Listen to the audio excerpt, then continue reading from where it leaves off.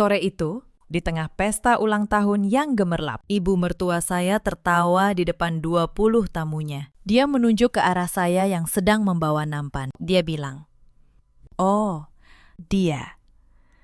Dia cuma pembantu yang saya pungut untuk mengurus rumah ini." Suami saya hanya tersenyum di sofa, membiarkan ibunya menelan seluruh pujian. Mereka tidak tahu satu hal, rumah megah ini, perusahaan yang menghidupi mereka, semuanya atas nama saya. Dan malam itu, saya memutuskan untuk berhenti diam. Halo sahabat, selamat datang kembali di channel ini. Sebelum kita mulai, tolong tekan tombol like dan subscribe, supaya kalian tidak ketinggalan kisah penuh pelajaran hidup seperti ini. Kisah ini adalah cerita fiksi yang terinspirasi dari banyak kejadian nyata di sekitar kita. Mari kita mulai. Nama saya Anindya Kusuma. Usia saya 38 tahun. Saya pendiri sekaligus pemilik sebuah perusahaan desain interior di kawasan Kuningan, Jakarta. Sudah 12 tahun saya membangun bisnis ini dari nol. Dari sebuah ruko kecil yang saya sewa dengan uang tabungan, sampai menjadi perusahaan dengan ratusan klien besar. Saya terbiasa memimpin rapat dengan direktur perusahaan ternama. Saya terbiasa menandatangani kontrak bernilai miliaran rupiah. Tapi di rumah ini, di kawasan Pondok Indah, saya bukan siapa-siapa. Saya hanya seorang menantu yang dianggap angin lewat. Rumah ini saya beli 6 tahun lalu. Sertifikatnya atas nama saya. Setiap perabotan di sini, setiap lukisan di dinding, semuanya saya yang membayar. Tapi ibu mertua saya, Bu Halimah, selalu berkata bahwa rumah ini adalah hasil kerja keras anaknya. Anaknya, suami saya, bernama Damar. Usianya 40 tahun. Di mata orang luar, Damar adalah direktur muda yang brilian. Tapi yang orang tidak tahu, jabatan direktur itu hanyalah nama. Saya yang memberikannya posisi itu di perusahaan yang saya dirikan sendiri. Saya menikahi Damar 8 tahun lalu. Waktu itu dia masih seorang karyawan biasa. Saya jatuh cinta pada ketulusannya, atau begitulah yang saya kira. Setelah menikah, saya mengangkatnya menjadi direktur operasional. Saya ingin suami saya punya kebanggaan. Saya ingin dia merasa setara. Tapi ternyata kebaikan saya itu pelan-pelan berubah menjadi racun. Bu Halimah pindah ke rumah kami 3 tahun lalu. Awalnya hanya berkunjung, lalu menginap, lalu tidak pernah pulang lagi. Sejak saat itu, hidup saya berubah. Awalnya hanya hal-hal kecil. Bu Halimah suka mengatur isi dapur saya. Dia memindahkan barang-barang saya. Dia mengganti pembantu yang sudah lama bekerja dengan orang pilihannya. Saya diam saja. Saya pikir beliau orang tua. Saya harus menghormatinya. Saya selalu percaya bahwa kesabaran akan membuahkan kebaikan. Ibu saya, sebelum beliau meninggal, selalu mengajarkan saya untuk mengalah demi kedamaian. Perempuan yang baik itu seperti air. Nah, begitu kata almarhumah ibu, lembut, tapi bisa menembus batu. Maka saya pun memilih menjadi air. Saya mengalah. Saya menelan setiap rasa sakit demi menjaga keutuhan rumah tangga. Saya pikir jika saya cukup sabar, suatu hari Bu Halimah akan melihat ketulusan saya. Tapi saya keliru. Bagi orang yang serakah, kesabaran kita justru mereka anggap sebagai kelemahan. Semakin saya mengalah, semakin mereka menginjak. Tapi lama-lama sikapnya makin keterlaluan. Saya ingat satu malam, ketika saya pulang larut setelah rapat penting dengan klien dari Singapura, tubuh saya lelah luar biasa. Begitu masuk rumah, Bu Halimah sudah menunggu di ruang tamu dengan wajah masam. Dia berkata ketus, "Perempuan macam apa kamu? Pulang malam-malam meninggalkan suami sendirian di rumah." Saya mencoba menjelaskan bahwa itu urusan pekerjaan, tapi beliau memotong. Katanya, "Pekerjaan. Tugas seorang istri itu di rumah, melayani suami. Bukan keluyuran cari uang seperti perempuan. Tidak benar." Saya menahan napas. Saya melirik ke arah Damar yang duduk di sofa. Saya berharap dia membela saya, tapi dia hanya menunduk menatap ponselnya, seolah dia tidak mendengar apapun. Malam itu, untuk pertama kalinya, saya merasa asing di rumah saya sendiri. Adik ipar saya, namanya Vira. Usianya 33 tahun. Dia tinggal tidak jauh dari rumah kami. Tapi hampir setiap hari dia datang. Vira pintar sekali mengambil hati ibunya. Setiap kali dia datang, dia membawa oleh-oleh kecil. Lalu duduk manis di sebelah Bu Halimah, berbisik-bisik sambil sesekali melirik ke arah saya. Saya tahu mereka sedang membicarakan saya, tapi saya memilih tidak ambil pusing. Hanya ada satu orang di rumah ini yang masih melihat saya sebagai manusia. Namanya Mbak Surti. Dia pembantu lama yang dulu saya pekerjakan sebelum Bu Halimah datang. Bu Halimah berusaha mengusirnya berkali-kali, tapi saya pertahankan. Mbak Surti yang diam-diam menyiapkan teh hangat untuk saya saat saya lelah. Mbak Surti yang berbisik, "Sabar ya, Bu." Ibu itu tuan rumah yang sebenarnya. Saya hanya tersenyum getir mendengarnya. Karena di mata keluarga ini, sayalah yang dianggap pembantu. Hari-hari berikutnya, beban itu makin berat. Tapi saya masih bertahan. Saya masih percaya bahwa suatu hari Damar akan sadar. Bahwa suatu hari dia akan berdiri membela saya. Saya tidak tahu bahwa hari itu tidak akan pernah datang. Dan saya juga belum tahu bahwa kesabaran saya hampir mencapai batasnya. Penghinaan itu datang sedikit demi sedikit, seperti tetesan air yang perlahan melubangi batu. Suatu pagi, saya hendak berangkat ke kantor, mengenakan setelan kerja. Bu Halimah memandangi saya dari ujung kaki sampai kepala. Dia berdecak. Katanya, perempuan baik-baik itu tidak pantas berpakaian seperti perempuan kantoran. Lihat itu, roknya. Mau menggoda laki-laki di kantor. Ya, saya menahan diri. Saya hanya menjawab, "Ini seragam kerja biasa, Bu." Tapi beliau terus menggerutu sepanjang saya berjalan ke garasi. Damar yang sedang sarapan tidak berkata apa-apa. Dia hanya menyeruput kopinya, seolah tidak terjadi apa-apa. Lalu, urusan uang mulai menjadi alat untuk merendahkan saya. Setiap bulan, saya tetap menanggung seluruh biaya rumah tangga. Tapi Bu Halimah dan Vira mulai menuntut lebih. Vira meminta saya membiayai liburan keluarganya ke Bali. Bu Halimah meminta perhiasan baru setiap kali ada acara arisan. Dan setiap kali saya memberi, mereka tidak pernah berterima kasih. Mereka justru berkata bahwa itu adalah uang Damar, hasil kerja keras anak dan saudara mereka. Suatu kali, saya mencoba membicarakan hal ini dengan Damar. Saya berkata pelan di kamar, "Mas, aku tidak masalah membantu keluargamu, tapi tolong, sekali saja, katakan pada ibumu bahwa uang itu berasal dari kerja kerasku." Damar justru menatap saya dengan kesal. Katanya, "Sudahlah, jangan dihitung-hitung. Memangnya kamu mau menyombongkan uangmu di depan ibuku? Kamu ini istri, harusnya ikhlas." Saya terdiam. Saya sadar, di rumah ini. Bahkan suami saya pun memilih untuk pura-pura buta. Yang paling menyakitkan adalah ketika ulang tahun pernikahan kami yang ke-8. Saya menyiapkan makan malam istimewa. Berharap setidaknya hari itu Damar akan memperlakukan saya dengan baik. Tapi Damar lupa sama sekali. Dia justru sibuk mengantar ibunya berbelanja seharian saat dia pulang malam. Dan saya menyebut soal hari jadi kami. Dia hanya berkata enteng, "Oh, iya. Ya, maaf, aku lupa. Tadi ibu butuh diantar. Lagi pula, hari jadi pernikahan kan tidak penting-penting amat." Saya menatap meja makan yang sudah saya siapkan dengan rapi, lilin yang sudah hampir habis terbakar, dan saya makan sendirian malam itu. Puncak penghinaan itu datang pada hari ulang tahun Bu Halimah yang ke-62. Pesta itu diadakan di rumah kami. Tentu saja, semua biayanya dari kartu kredit saya. Catering mewah, dekorasi bunga impor, orkestra kecil di taman belakang. Bu Halimah mengundang 20 lebih teman arisannya, ibu-ibu sosialita dari kawasan elit. Saya sengaja pulang lebih awal dari kantor untuk memastikan semuanya berjalan lancar. Begitu para tamu datang, Bu Halimah berubah menjadi ratu. Dia berkeliling dengan gaun mahal, memamerkan rumah seolah itu istananya. Saya mendengar dia berkata pada teman-temannya, "Anak saya,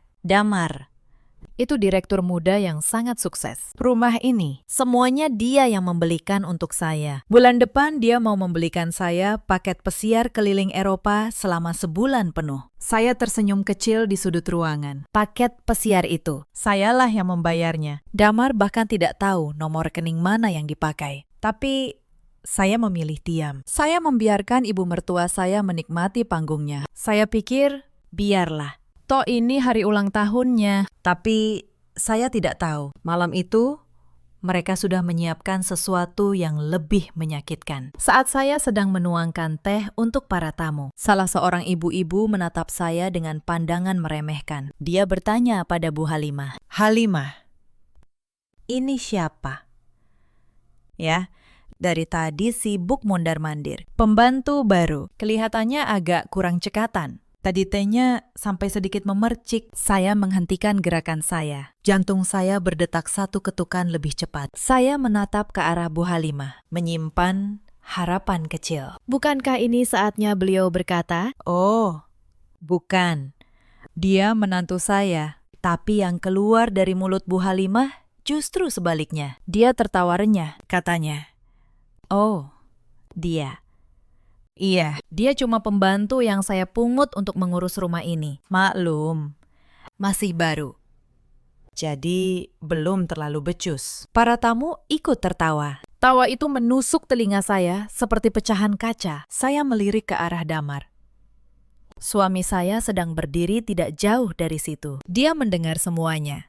Dan dia hanya tersenyum kecil. Lalu kembali sibuk dengan ponselnya. Tangan saya gemetar memegang teko. Tapi saya tetap menuangkan teh itu sampai selesai. Saya tidak ingin membuat keributan di depan tamu. Malam itu, ada sesuatu di dalam dada saya yang retak. Dan saya tahu, retakan itu tidak akan bisa diperbaiki lagi. Setelah pesta usai, saya pikir penghinaan hari itu sudah cukup. Ternyata belum. Keesokan paginya, Vira datang lebih awal dari biasanya. Dia membawa map tebal berwarna coklat. Dia duduk di ruang keluarga bersama Bu Halimah dan Damar, lalu memanggil saya. "Mbak Anindya, sini sebentar.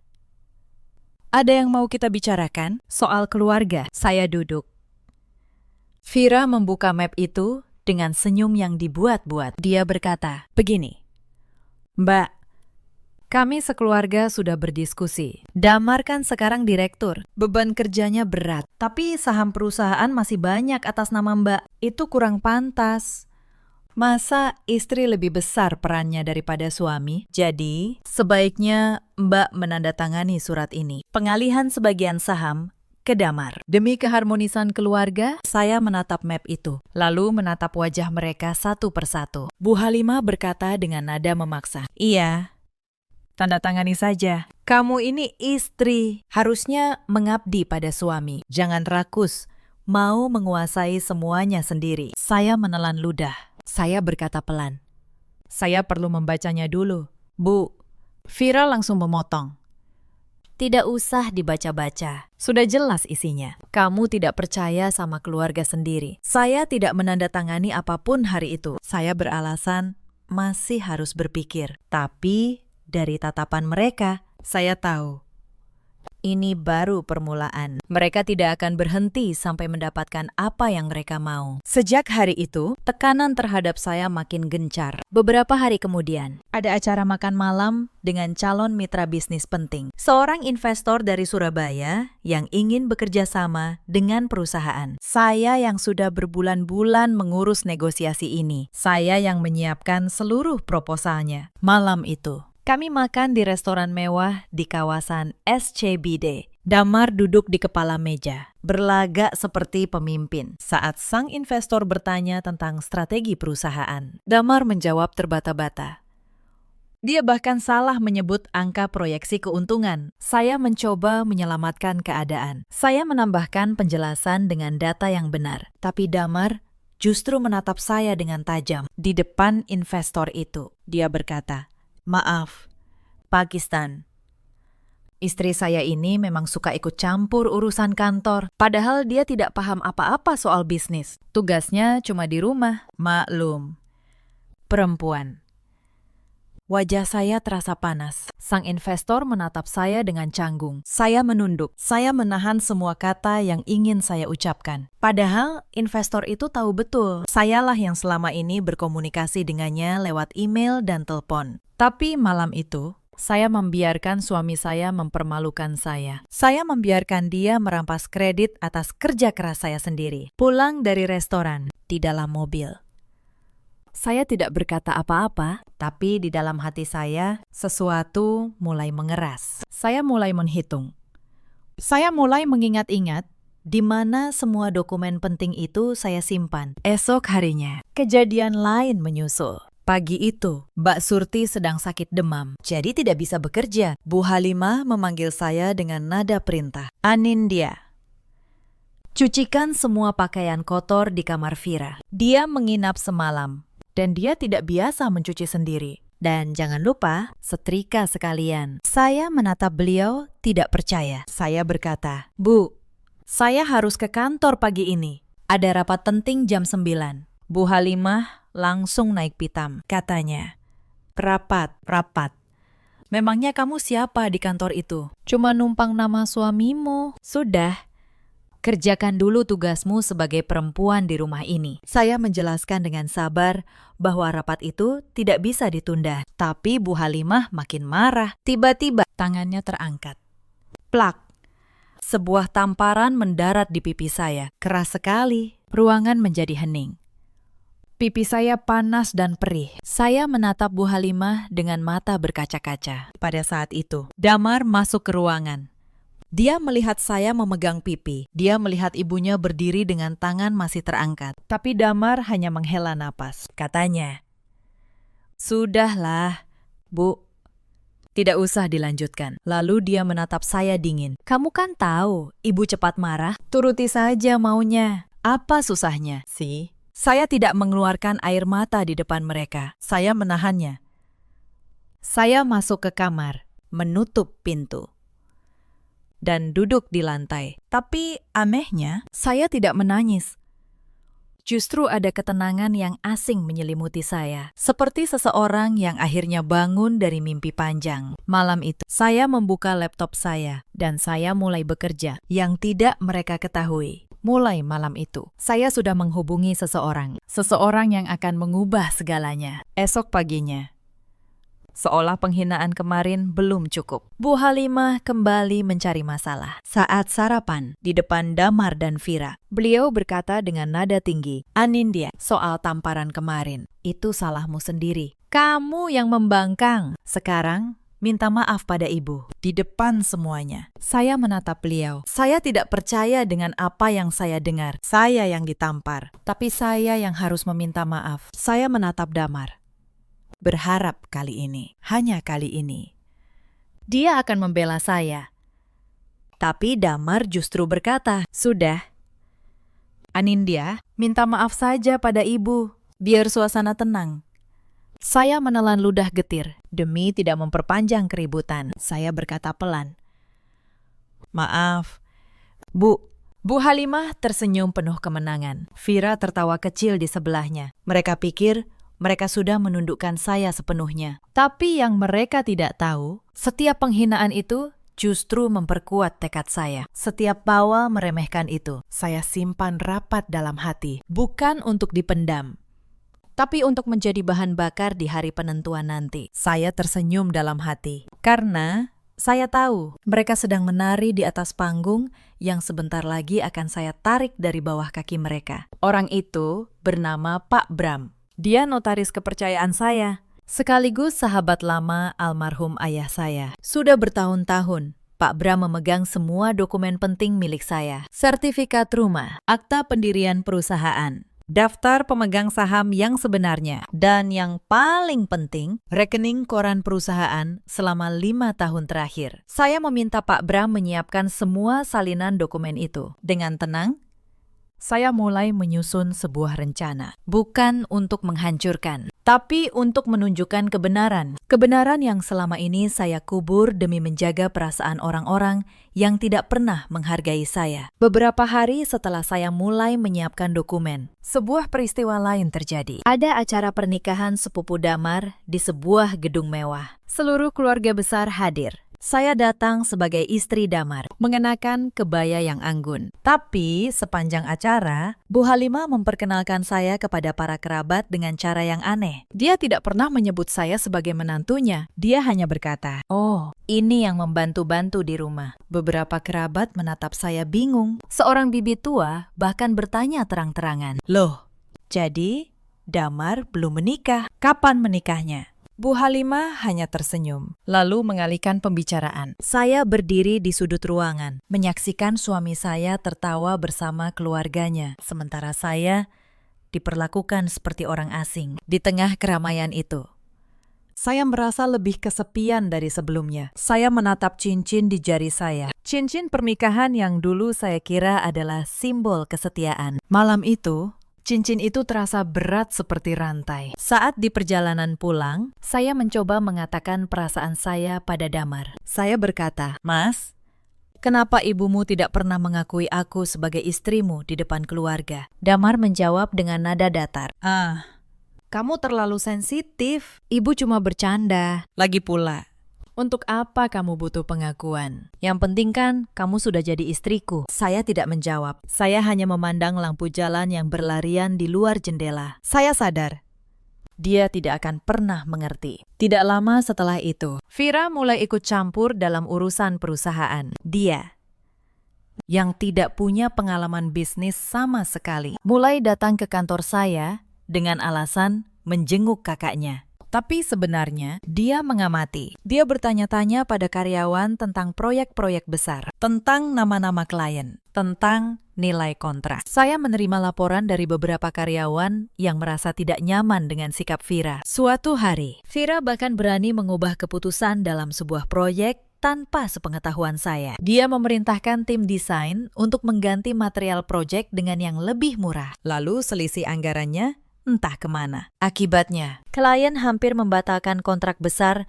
senilai 1,5 miliar rupiah. Saya harus turun tangan langsung, meminta maaf pada klien, dan memperbaiki seluruh kekacauan itu dalam semalaman penuh. Ketika saya menegur Vira, dia justru menjawab dengan angkuh, "Mbak, aku ini kan adik direktur. Aku berhak ikut mengatur perusahaan kakakku." Saya menatapnya tajam.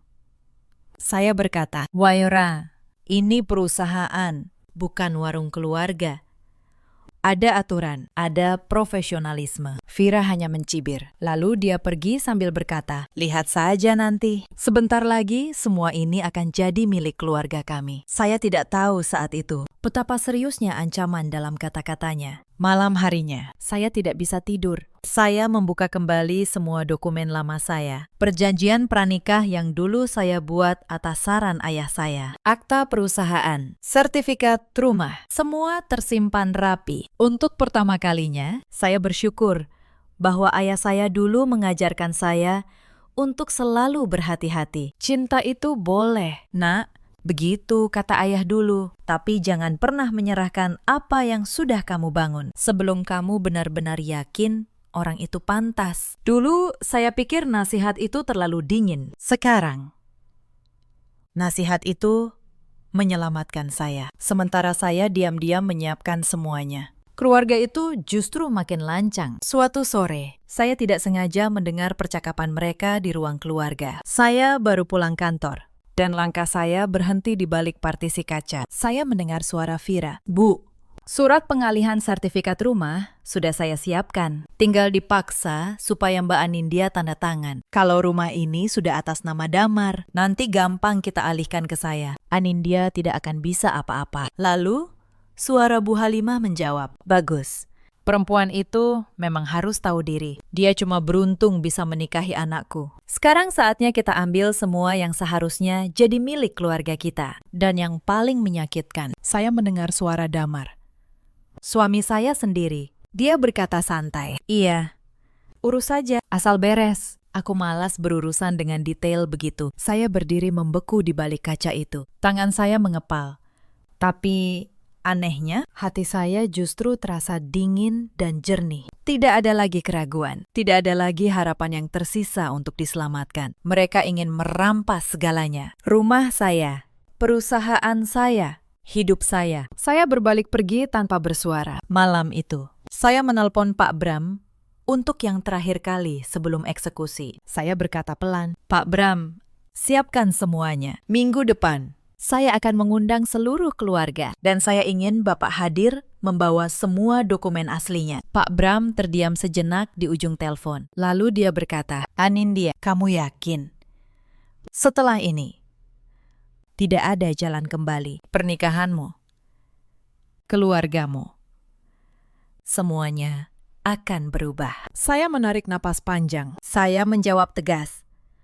Justru karena tidak ada jalan kembali, saya harus melakukannya. Pakistan. Saya sudah terlalu lama hidup sebagai bayangan di rumah saya sendiri. Sekarang saatnya saya kembali menjadi diri saya. Pak Bram menghela napas. Lalu dia berkata, "Baik. Ayahmu pasti bangga melihat keberanianmu hari ini." Setelah menutup telepon, saya duduk lama dalam keheningan. Saya teringat semua kenangan. Hari pernikahan saya yang penuh harapan. Senyum damar yang dulu saya kira tulus. Tapi semua kenangan itu kini terasa seperti milik orang lain. Saya tidak lagi menangisi apa yang hilang. Karena saya tahu yang akan saya dapatkan kembali jauh lebih berharga, yaitu harga diri saya sendiri. Mereka pikir mereka sedang berburu mangsa yang tidak berdaya. Mereka tidak tahu bahwa mangsa itu sebenarnya adalah pemilik dari seluruh hutan ini. Hari-hari menjelang pertemuan itu, saya tetap berpura-pura menjadi menantu yang penurut. Saya tetap menuangkan teh. Saya tetap menunduk saat dimarahi. Tapi di dalam, saya sudah menjadi orang yang berbeda. Selama menunggu, mereka terus menguji kesabaran saya. Suatu malam, Bu Halimah mengumpulkan beberapa kerabat untuk makan malam. Di tengah makan, beliau dengan sengaja menyindir saya. Katanya pada para tamu, "Untung anak saya sabar, punya istri yang tidak bisa masak, tidak bisa mengurus rumah, dan sukanya keluyuran. Coba kalau bukan Damar, mana ada laki-laki mau?" Para kerabat tertawa. Saya hanya tersenyum tipis sambil menambahkan nasi ke piring mereka. Di bawah meja, jari-jari saya mengepal. Tapi saya berkata dalam hati, sebentar lagi, semuanya akan berakhir. Vira pun tidak mau kalah. Dia mulai membawa-bawa barang dari rumah kami ke rumahnya. Sebuah vas keramik mahal, lukisan kecil di ruang tamu, bahkan beberapa set peralatan makan import. Saat saya bertanya, dia menjawab enteng, "Ah, ini kan barang keluarga. Lagi pula, Mbak punya banyak uang. Beli lagi saja, gampang." Lalu dia tertawa. Seolah mencuri itu adalah hal yang lucu. Saya mencatat semuanya. Setiap barang yang hilang, setiap penghinaan, setiap tindakan lancang, bukan untuk dendam yang membara, tapi untuk memastikan bahwa ketika saatnya tiba, tidak ada satupun dari mereka yang bisa berkelit. 3 hari sebelum pertemuan, terjadi sesuatu yang membuat saya benar-benar yakin akan keputusan saya. Mbak Surti datang ke kamar saya dengan wajah ketakutan. Dia berbisik, "Bu, maaf. Tadi saya tidak sengaja dengar. Ibu mertua dan Mbak Vira menyuruh saya untuk memberikan kesaksian palsu. Kalau nanti ada masalah hukum, saya disuruh bilang bahwa Bu Anindya sering meninggalkan rumah dan menelantarkan suami. Mereka mau menjebak ibu." Saya menatap Mbak Surti. Saya bertanya, "Lalu, apa jawabanmu?" Mbak Surti menggeleng kuat. Air matanya jatuh. Katanya, "Saya tidak mau. Bu Anindya orang baik. Saya tidak mau berbohong. Justru saya mau bilang yang sebenarnya. Kalau ibu yang selama ini menanggung semuanya." Saya memeluk Mbak Surti. Untuk pertama kalinya dalam waktu yang lama, saya merasa ada yang berdiri di pihak saya. Dia, seorang pembantu yang dianggap rendah oleh keluarga itu, justru memiliki hati yang jauh lebih mulia daripada mereka semua. Tapi yang tidak saya duga, ada satu pengkhianatan lagi yang tersembunyi. Pengkhianatan yang datang dari tempat yang paling dekat. 2 hari sebelum pertemuan, saya mendapati sesuatu yang janggal. Saat memeriksa email perusahaan, saya menemukan beberapa dokumen internal sudah diakses dari luar. Ada yang membocorkan data keuangan perusahaan ke pihak ketiga. Saya melacaknya dengan bantuan tim IT, dan hasilnya membuat saya terdiam. Yang membocorkan data itu adalah asisten pribadi saya sendiri. Namanya Randy, orang yang sudah 5 tahun bekerja dengan saya. Orang yang saya percaya sepenuhnya. Ternyata dia diam-diam sudah disuap oleh Vira. Dia memberikan informasi tentang aset perusahaan, tentang jadwal saya, bahkan tentang rencana saya menemui notaris. Saya duduk diam di ruang kerja saya malam itu. Rasa sakit itu bukan karena uang, tapi karena kepercayaan yang dikhianati. Saya selalu berpikir, musuh saya hanya ada di rumah. Ternyata, mereka sudah menyusup sampai ke kantor saya. Tapi, saya tidak panik. Justru penemuan itu membuat saya makin yakin. Saya tidak memecat Randy saat itu juga. Sebaliknya, saya memberinya informasi palsu. Saya membiarkan dia mengira bahwa saya akan menyerah dan menandatangani surat pengalihan. Saya ingin mereka semua datang ke pertemuan itu dengan rasa percaya diri yang penuh, supaya kejatuhan mereka terasa lebih telak. Malam terakhir, sebelum hari penentuan, saya tidak bisa tidur. Saya berdiri di balkon kamar, memandang lampu-lampu kota Jakarta yang berkelip jauh di bawah sana. Saya teringat 12 tahun perjuangan saya membangun semuanya dari nol. Saya teringat ayah saya yang selalu berkata, "Anindya, kebaikan itu harus, tapi jangan sampai membuatmu lupa melindungi dirimu sendiri." Selama ini saya terlalu baik. Saya membiarkan diri saya diinjak demi sebuah kata bernama keluarga. Tapi keluarga yang sejati tidak akan pernah menginjak. Malam itu, saya berjanji pada diri sendiri. Besok, saya akan mengambil kembali harga diri saya. Bukan dengan teriakan, tapi dengan kebenaran yang tidak bisa dibantah. Pagi hari pertemuan itu, saya bangun lebih awal. Saya tidak memakai baju rumahan seperti biasanya. Saya mengenakan setelan blazer hitam yang biasa saya pakai untuk rapat besar. Rambut saya tata rapi. Saya menatap diri saya di cermin. Untuk pertama kalinya dalam 3 tahun, saya melihat Anindya Kusuma yang sesungguhnya. Bukan menantu yang ketakutan, tapi seorang pemimpin. Bu Halimah melihat penampilan saya dan langsung menyindir. "Mau kemana kamu? Dandan seperti itu. Ingat, hari ini kamu harus menandatangani surat. Jangan macam-macam." Saya hanya tersenyum. Saya menjawab, "Tenang, tentu. Bu, hari ini memang hari penting untuk menyelesaikan semuanya." Satu persatu, mereka berkumpul di ruang keluarga. Bu Halimah duduk di kursi utama, layaknya seorang ratu. Vira duduk di sebelahnya, memegang map coklat berisi surat pengalihan yang sudah mereka siapkan. Damar duduk dengan santai, menyeruput kopinya. Bahkan, beberapa kerabat dekat ikut diundang oleh Bu Halimah untuk menjadi saksi bahwa menantunya menyerahkan harta dengan sukarela. Yang tidak mereka sangka, saya juga mengundang seseorang. Tepat pukul 10, bel rumah berbunyi. Mbak Surti membuka pintu. Masuklah seorang pria parubaya berkemeja rapi, membawa tas kerja berwarna coklat tua. Pak Bram, notaris saya. Di belakangnya, mengikuti 2 orang lagi. Seorang adalah pengacara perusahaan, dan seorang lagi auditor keuangan. Bu Halimah mengernyit. Dia bertanya, "Siapa orang-orang ini? Kenapa kamu mengundang orang luar ke urusan keluarga?" Saya mempersilakan mereka duduk. Lalu, saya berkata dengan tenang, "Mereka bukan orang luar, Bu. Mereka di sini untuk memastikan semua urusan hari ini berjalan secara sah dan resmi. Bukankah Ibu ingin saya menandatangani surat pengalihan? Maka, mari kita lakukan dengan benar di hadapan notaris dan saksi." Vira tersenyum penuh kemenangan. Dia mengira saya akhirnya menyerah. Dengan cepat, dia membuka map coklatnya dan meletakkan surat pengalihan sertifikat rumah di atas meja. "Nah, begini dong, Mbak. Tinggal tanda tangan di sini. Setelah ini, Rumah jadi atas nama Damar. Saya menatap surat itu. Lalu saya menatap mereka satu persatu dengan tatapan yang berbeda dari biasanya. Tatapan yang tenang, tapi tajam. Saya berkata pelan sebelum saya menandatangani apapun. Ada baiknya kita semua memahami dulu apa sebenarnya yang sedang kita bicarakan. Pak Bram, tolong bacakan dokumen pertama. Pak Bram membuka tasnya. Dia mengeluarkan sebuah map tebal. Dia berdiri, lalu berkata dengan suara berwibawa, "Baik.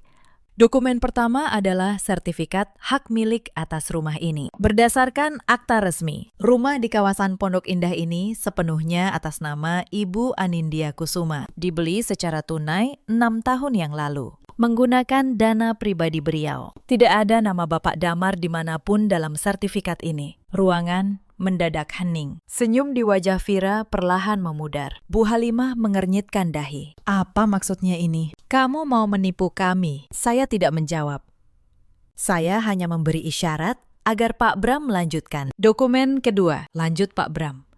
"Akta pendirian perusahaan desain interior tempat Bapak Damar menjabat sebagai direktur. Berdasarkan akta ini, pendiri sekaligus pemegang saham mayoritas sebesar 90% adalah Ibu Anindya Kusuma. Bapak Damar hanya memegang 10% saham. Yang itu pun merupakan pemberian dari Ibu Anindya setelah pernikahan. Posisi direktur yang beliau emban adalah jabatan operasional, bukan kepemilikan." Wajah Damar berubah pucat. Cangkir kopi di tangannya bergetar. Dia berkata terbata, Itu tidak mungkin. Aku ini direktur. Perusahaan itu milikku." Saya menatap suami saya. Saya berkata tenang, "Tidak. Mas, kamu direktur karena saya yang mengangkatmu. Perusahaan itu saya yang dirikan 12 tahun lalu, sebelum aku bahkan mengenalmu. Selama ini kamu menikmati gelar dan gengsi, sementara seluruh keputusan besar, seluruh kontrak, seluruh uang yang mengalir, semuanya berasal dari kerja keras saya." Bu Halimah berusaha membantah. Suaranya meninggi. "Bohong. Anakku yang membiayai semua ini. Rumah ini, mobil itu. Semuanya hasil kerja keras Damar." Saya tersenyum getir.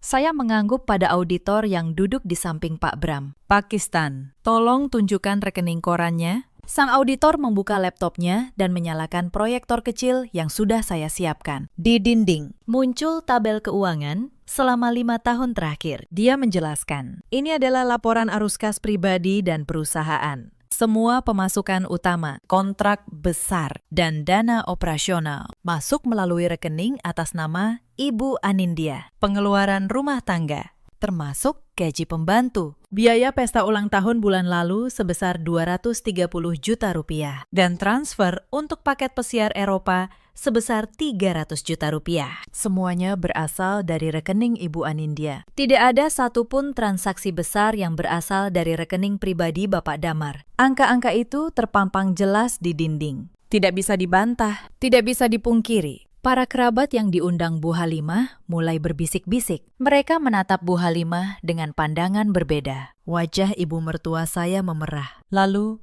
memucat. Saya berdiri dari kursi saya. Saya berjalan pelan ke tengah ruangan. Saya berkata dengan suara yang tenang, tapi setiap kata terdengar jelas di telinga semua orang. Selama 3 tahun, saya diam. Saya menuangkan teh untuk tamu-tamu ibu. Saya dipanggil pembantu di rumah saya sendiri. Saya ditampar karena ingin pergi ke kantor yang saya dirikan sendiri. Saya dipermalukan di depan mitra bisnis oleh suami yang jabatannya saya berikan. Dan kalian semua bukannya merasa berterima kasih, justru berkomplot untuk merampas semuanya dari saya. Saya berbalik menatap Vira. "Kamu, Vira, kamu yang menyusun surat pengalihan ini. Kamu juga yang menyuap asisten saya, Randy, untuk membocorkan data perusahaan." "Oh, jangan kaget. Saya sudah tahu sejak lama. Dan Randy yang kalian andalkan itu justru memberi saya bukti percakapan kalian." Vira tersentak. Wajahnya pias.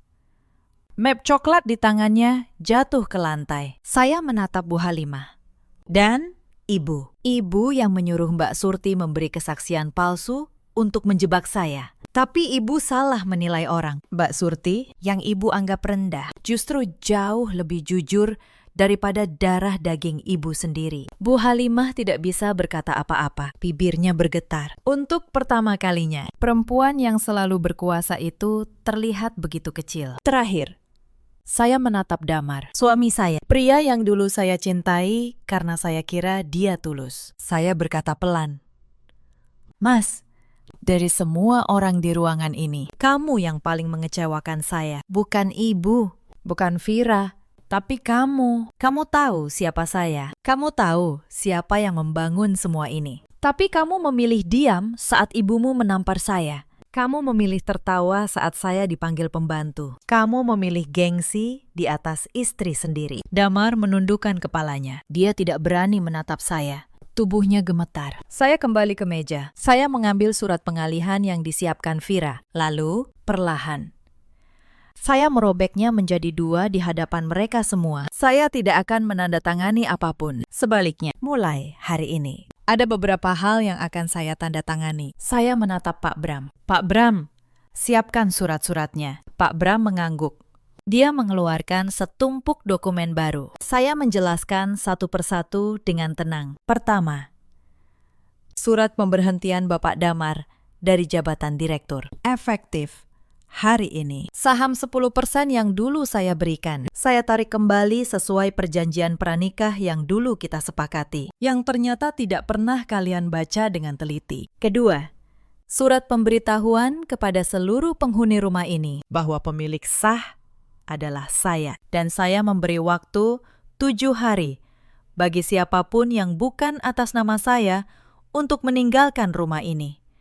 Ketiga, laporan resmi kepada pihak kepolisian dan komisi terkait atas dugaan pembocoran data perusahaan dan upaya pemalsuan dokumen yang melibatkan Vira dan asisten saya, Randy. Setiap kalimat yang saya ucapkan seperti palu yang menghantam mereka. Vira mulai menangis, memohon, "Mbak, tolong, jangan laporkan saya ke polisi. Saya minta maaf, saya hilaf." Bu Halimah ikut memohon. Kali ini dengan nada yang sama sekali berbeda dari biasanya. "Anindya, Nak, kita kan keluarga. Jangan begini." Ibu minta maaf. Saya menatap mereka dengan tenang. Saya berkata, "Keluarga. Kata itu baru kalian ucapkan sekarang, saat kalian sudah tidak punya apa-apa lagi." Di mana kata keluarga itu saat saya dipanggil pembantu di rumah saya sendiri? Di mana kata itu saat tangan ibu menampar pipi saya? Tidak ada yang bisa menjawab. Ruangan itu hening. Hanya diisi suara isat tangis Vira. Setelah pertemuan itu berakhir, hidup di rumah itu berubah total dalam sekejap. 7 hari yang saya berikan berlalu dengan cepat. Hari pertama, mereka masih berusaha membujuk saya. Bu Halimah mengetuk pintu kamar saya berkali-kali, membawa makanan. Berpura-pura baik, dia berkata, "Anindya, ibu masak makanan kesukaanmu. Mari kita bicara baik-baik. Ibu sudah anggap kamu seperti anak sendiri." Saya hanya menjawab dari balik pintu, "Terima kasih, Bu. Tapi waktunya tinggal 6 hari lagi." Hari kedua, Vira datang membawa anaknya. Dia berharap saya akan luluh melihat keponakan. Dia menangis sambil berkata, "Mbak, kasihanilah anak saya. Kalau saya masuk penjara, siapa yang mengurus dia?" Saya menatap Vira. Saya berkata, "Vira, kamu memikirkan anakmu sekarang. Tapi saat kamu menyuap Randy untuk menghancurkan saya, apakah kamu memikirkan bahwa saya juga manusia?" Vira terdiam. Dia tidak punya jawaban. Damar mencoba pendekatan yang lain. Suatu malam, dia masuk ke kamar saya. Dia berlutut. Air matanya mengalir. Dia berkata, "Anindya, aku mohon, beri aku kesempatan sekali lagi. Aku akan berubah. Aku sadar aku salah. Aku tidak bisa hidup tanpamu." Saya menatap pria yang dulu saya cintai itu. Dulu, kata-kata seperti ini akan membuat hati saya luluh. Tapi sekarang, saya hanya merasa kosong. Saya berkata, "Mas, kamu bukan tidak bisa hidup tanpa saya. Kamu tidak bisa hidup tanpa harta dan jabatan yang saya berikan. Coba jujur pada dirimu sendiri. Kalau aku ini benar-benar hanya pembantu, seperti yang ibumu katakan, apakah kamu akan berlutut seperti ini? Damar terdiam, dan diamnya itu adalah jawaban yang paling jujur dari seluruh pernikahan kami. Saya melanjutkan. Surat gugatan cerai sudah saya siapkan. Pak Bram akan menghubungimu untuk prosesnya. Aku tidak meminta apapun darimu, karena memang tidak ada yang bisa kuminta. Semuanya memang milikku sejak awal. Hari ke-7, mereka pergi. Bu Halimah, Damar, dan Vira meninggalkan rumah yang selama ini mereka kira milik mereka. Saya berdiri di teras, memandang mobil yang membawa mereka pergi perlahan menjauh. Tidak ada rasa puas yang membara. Tidak ada kemenangan yang meledak-ledak. Yang ada hanya rasa lega yang dalam. Seperti seseorang yang akhirnya bisa bernapas setelah sekian lama tenggelam. Urusan hukum berjalan sesuai prosesnya. Randy, asisten yang mengkhianati saya, terbukti membocorkan rahasia perusahaan dan harus menghadapi konsekuensi hukum serta kehilangan karirnya selamanya. Tidak ada perusahaan yang mau mempekerjakan orang yang menjual kepercayaan. Vira, karena keterlibatannya dalam pemalsuan dokumen, harus berurusan panjang dengan pihak berwajib. Suaminya, yang selama ini tidak tahu apa-apa tentang ulah istrinya, akhirnya meninggalkannya. Vira kehilangan rumah tangganya sendiri, persis seperti yang dulu ingin dia rampas dari saya. Bu Halimah kembali ke kampung halamannya di Jawa Tengah, tanpa kemewahan, tanpa teman-teman arisan yang dulu memujinya. Saya dengar, dia kini tinggal di rumah sederhana dan tidak ada lagi yang memanggilnya nyonya besar. Roda kehidupan memang berputar. Dia yang dulu memanggil saya pembantu, kini harus mencuci dan memasak untuk dirinya sendiri. Dan Damar, suami saya yang dulu bergelar direktur muda yang brilian. Setelah kehilangan jabatan dan nama besar, dia baru sadar bahwa selama ini dia bukan siapa-siapa tanpa saya. Dia mencoba melamar kerja di berbagai perusahaan, tapi reputasinya sudah terlanjur buruk di kalangan bisnis. Orang-orang tahu bahwa kesuksesannya selama ini hanyalah bayangan dari kerja keras istrinya. Dia, yang dulu malu mengakui saya sebagai istri, kini harus hidup dalam bayang-bayang penyesalan. Beberapa minggu setelah semuanya selesai, rumah itu terasa berbeda, lebih lapang, lebih tenang. Saya tidak lagi mendengar suara perintah yang kasar. Saya tidak lagi merasakan tatapan meremehkan. Untuk pertama kalinya dalam 3 tahun, saya bisa duduk di ruang keluarga saya sendiri, menyeruput teh tanpa rasa takut. Saya menaikkan gaji Mbak Surti. Saya berkata padanya, "Mbak, mulai sekarang, Mbak bukan lagi sekedar pembantu di rumah ini. Mbak adalah keluarga saya yang sebenarnya." Mbak Surti menangis terharu. Dia, satu-satunya orang yang memperlakukan saya sebagai manusia di saat semua orang menginjak saya. Kini hidup dengan layak dan dihargai. Saya kembali fokus pada perusahaan saya, tanpa Damar yang merusak negosiasi, tanpa kebocoran data dari dalam. Bisnis saya justru berkembang lebih pesat. Investor dari Surabaya yang dulu menyaksikan saya dipermalukan, ternyata diam-diam mengagumi kepemimpinan saya. Dia akhirnya menandatangani kontrak kerjasama, langsung dengan saya, bukan dengan Damar. Katanya, "Sejak awal saya tahu siapa otak di balik perusahaan ini. Bu Anindya, malam itu, saya berdiri lagi di balkon yang sama. Tempat di mana dulu saya berjanji pada diri sendiri untuk mengambil kembali harga diri saya. Saya meletakkan cangkir teh di atas meja balkon. Saya merentangkan kedua tangan. Saya menghirup udara malam dalam-dalam. Beban berat di pundak saya telah terangkat sepenuhnya. Pengorbanan yang dulu disia-siakan memang terasa menyakitkan. Tapi pelajaran yang saya dapatkan jauh lebih berharga. Kebaikan yang diberikan kepada orang yang tidak tahu diri hanyalah amunisi yang kelak akan mereka gunakan untuk menembak kita sendiri. Tapi kebaikan yang disertai dengan keberanian untuk melindungi diri, itulah kekuatan yang sesungguhnya. Sahabat, cerita ini mengajarkan kita banyak hal tentang kehidupan. Jangan pernah menilai seseorang dari penampilan luarnya. Orang yang paling diam, yang paling sabar, menanggung beban, seringkali justru adalah pondasi yang paling kuat. Dan ketika pondasi itu ditarik, seluruh bangunan kesombongan akan runtuh tanpa sisa. Jangan pula merendahkan orang yang justru menghidupimu. Karena karma tidak pernah tidur. Apa yang kita tanam, itu pula yang akan kita tuai. Bu Halimah dan keluarganya akhirnya harus menelan pahitnya pembalasan karena telah menghina orang yang seharusnya mereka syukuri kehadirannya. Di luar sana, ada banyak perempuan yang mungkin sedang berada di posisi saya dulu. Perempuan yang mandiri, yang kuat, yang menanggung banyak hal. Tapi justru dianggap rendah di rumahnya sendiri. Kepada kalian, saya ingin berkata, kebaikan hatimu bukanlah kelemahan. Tapi jangan biarkan kebaikan itu membuatmu lupa untuk menghargai dan melindungi dirimu sendiri. Ada juga banyak suami seperti Damar di luar sana. Laki-laki yang memilih gengsi dan ego di atas penghargaan terhadap istrinya. Padahal, seorang laki-laki sejati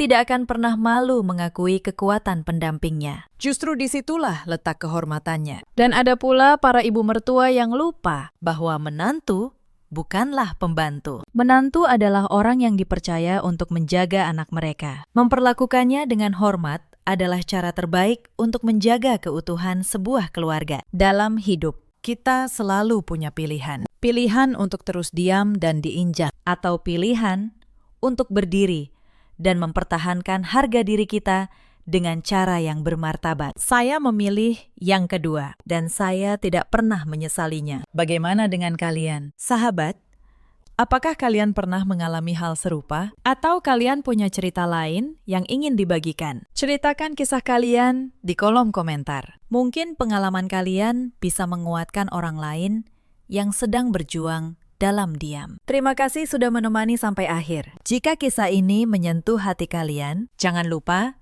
tekan tombol like, bagikan kepada orang-orang terdekat, dan subscribe agar tidak ketinggalan kisah-kisah penuh pelajaran berikutnya. Sampai jumpa di cerita selanjutnya.